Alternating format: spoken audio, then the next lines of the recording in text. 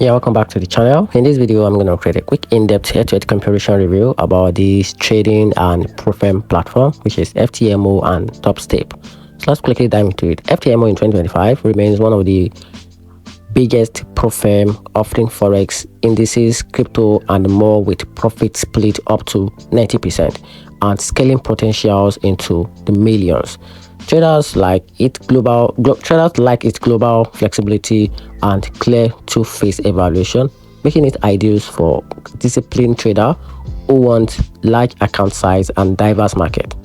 Topstep, on the other hand, is the go-to for futures traders, with the subscription-based trading combined strong coaching support and high profit split.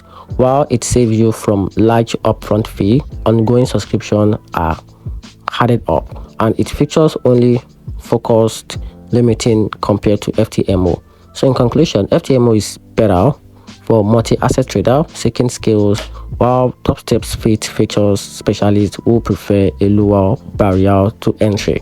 And that's it. Hope you find the video helpful. Turn on the notification button and subscribe for more reviews.